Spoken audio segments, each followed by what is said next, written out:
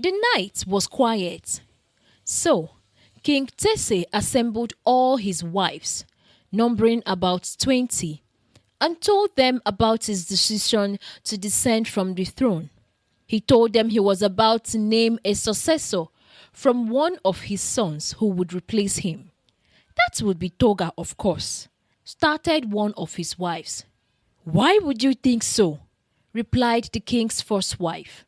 It's my son who is the king's first son that would ascend the throne after his father. King Tese sat quietly while his wives argued. He had expected this to happen since he had many sons who had come of age. Enough! King Tese shouted. I have not asked for your opinion. I have already made a decision. I know you are enjoying the story already, but hang on a little. We would appreciate it if you consider subscribing to our channel and helping us grow.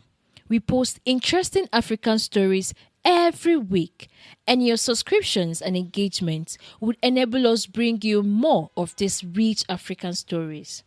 Now, back to the story.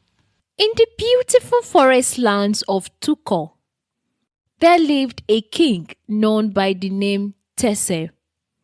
He was the foremost king of the Tuko people, who have ruled them for more than 60 years since they migrated and settled in the Tuko forests.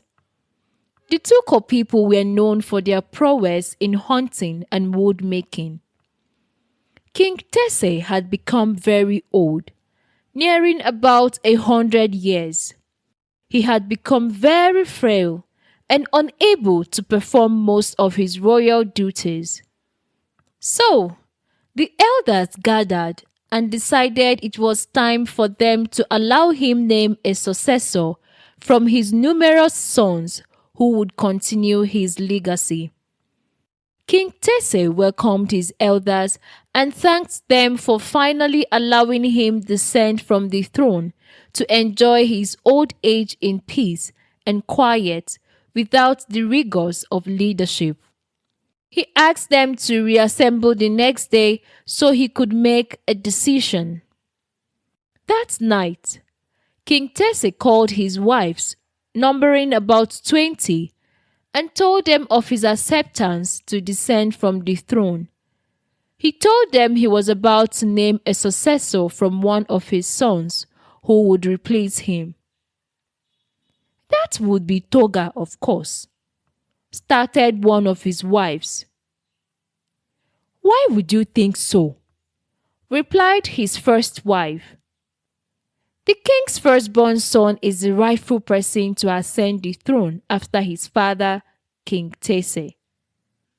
Tima is the most successful of them all, which makes him the best choice to ascend the throne of his father.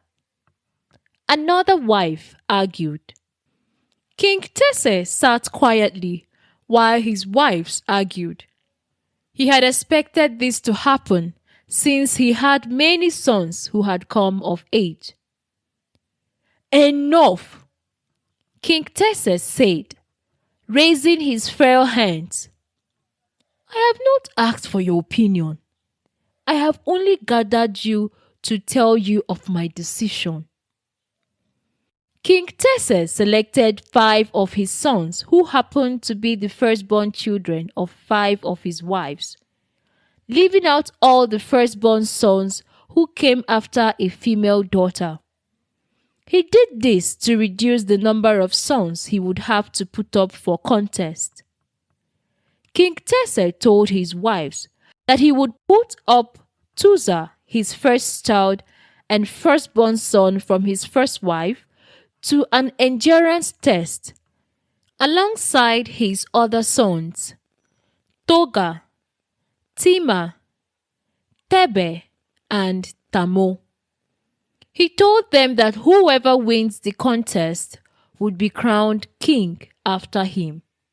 King Tese went back to his elders and told them about his decision. The elders applauded his wisdom and suggested a befitting contest fit for their princes and king to be. They advised him to make them enter the forests of Tuko and search for a lion, noting that the first person to complete the task and bring the head of a lion to them in the palace becomes the one worthy to succeed him. King Tese agreed to their plan. He recalled that it was because of his numerous feats in hunting that made his people crown him king. Tuza's mother was not happy with the king and the elders. Her son, who happens to be the eldest and rightful first son of the king, was almost 75. She doubted his ability to hunt the forest, nonetheless bringing back the head of a lion. Tamo's mother, on her part, was very happy. She was happy because her son was the youngest and most energetic of the king's firstborn male sons. She was hopeful that her son would be the first to fulfill the king's task. While the king's firstborn sons prepared themselves for the established day of hunt, his wives, whose sons were qualified to participate in the contest, began scheming. A night before the day, Toga's mother prepared a banquet and invited them all. She convinced the king it was a feast to kickstart the contest. Unknown to them, she had cooked the king's meal, her son, and other siblings' meals separately.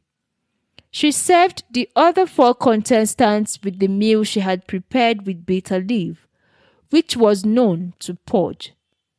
They all ate and drank, except for Tuza, whose mother had advised against eating anything before the hunt, except that which was prepared by herself or his wives.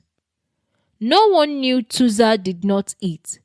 He collected every scoop and threw it away behind him as it neared his mouth. This made him free from the scheme of Toga's mother. That same night, Tamo's mother arranged and invited the most beautiful maidens and female dancers to perform for them. It was okay for maidens in Tuko to warm the beds of any contender a night before they went for hunt or battle, if the person so wishes. The Tuko people believed it helped their warriors ignite a new focus and stay motivated to win any conquest, since they will have a new maiden and trophy to return home to and make their wife if they so wish. Tamo's mother advised the maidens to seduce the 4 rivals of his son and keep them awake all night, so they would lose their strength. The maidens danced and danced till all 5 of King Tese's firstborn sons, including Tamo, could not resist them, and so they went to bed with them. Tuza, who was already 75, slept off in an instant and snored till the first cock crow. Early next morning, 3 of the 5 contending sons of King Tese woke up feeling ill, except for Toga and Tuza, who did not eat from the bitter leaf soup. Toga was, however, tired out from having little sleep. They all assembled with their hunting gears, spears, and charms before the king and his elders. The elders addressed them before sending them off into the wild forest of Tuko to begin the hunt for a lion's head. It was not long before they went into the wild forest that Tima, Tebe, and Tamo began purging. They ran amok every now and then, trying to find enclosures to empty out their raging burrows. This slowed them down, giving Tuza and Toga more pace into the depths of the forest and towards the den of lions. Toga, on his part, struggled from fatigue, which reduced his pace. And so, it was Tuza who became the first person to reach the lion's den and began to stare them. Tuza was an experienced hunter. He swirled round and round one of the lion's prides from afar, with the strength left in him, and was able to isolate one of the lions. With a few throws, he felled the lion, scared its pride till they retreated far into the forest before he went for the head. Tuza was already making his way back to the village when Toga struggled into the den of lions, sweating profusely to continue his own hunt. Just after sunset, Tuza emerged in the streets of Tuko village, hoisting the head of the lion on a bamboo stick. As he walked towards the palace, crowds of jubilant Tuko people followed him. They followed him until he reached the king's palace, where he was greeted with wild jubilation. Toga's mother wept.